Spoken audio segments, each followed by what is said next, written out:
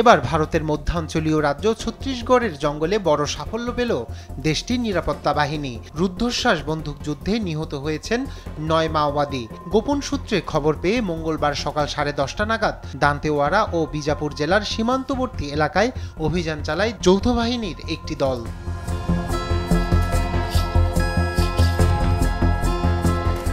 স্থানীয় সময় মঙ্গলবার যৌথ অভিযান পরিচালনা করে ডিস্ট্রিক্ট রিজার্ভ গার্ড এবং কেন্দ্রীয় আধা সামরিক বাহিনী। ঘটনাস্থলে পৌঁছাতেই দফায় দফায় শুরু হয় বন্দুক লড়াই। তাতেই গুলিবিদ্ধ হয় বেশ কিছু মাওবাদী। বাকিরা গভীর জঙ্গলে পালিয়ে যায়। সঙ্গে উদ্ধার হয়েছে প্রচুর আগ্নেয়াস্ত্র।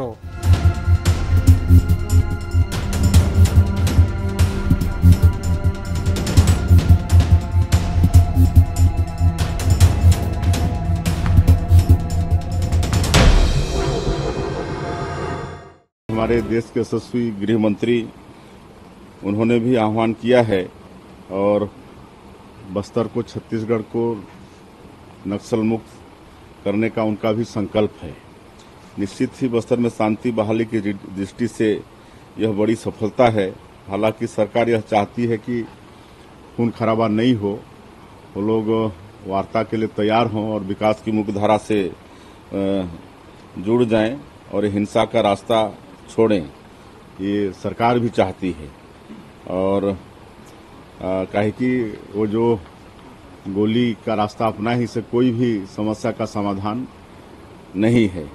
যৌথ বাহিনীর তরফে জানানো হয়, এখনো চলছে অভিযান। মাওবাদীদের খোঁজে চিরুনি তল্লাশি চলছে গোটা এলাকায়। এদিনের ঘটনার পর চলতি বছরে শুধু ছত্তিশগড়ে 154 জন মাওবাদী নিহত হলো নিরাপত্তা বাহিনীর হাতে।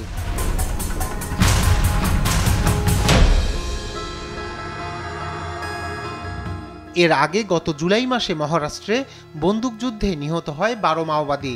যদিও 24 ঘন্টার মধ্যে পাল্টা হামলা চালায় নকশালপন্থীরা। ছত্তিশগড়ের বিজাপুর জঙ্গলে নিরাপত্তা বাহিনীর ওপর আইইডি হামলা চালায় মাওবাদীরা। বিস্ফোরণে যৌথ বাহিনীর 2 সেনা সদস্য ও 4 জন গুরুতর আহত হয়।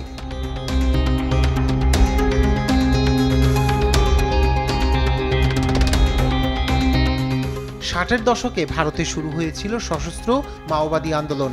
পশ্চিমবঙ্গ রাজ্যের প্রত্যন্ত নকশালবাড়ি গ্রাম থেকে শুরু হয় সশস্ত্র মাওবাদী গেরিলার উত্থান।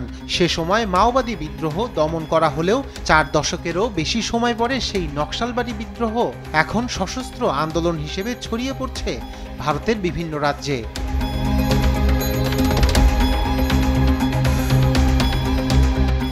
রায়হান কবি শুভ্র, নিউজ ডেস্ক, দেশ টিভি।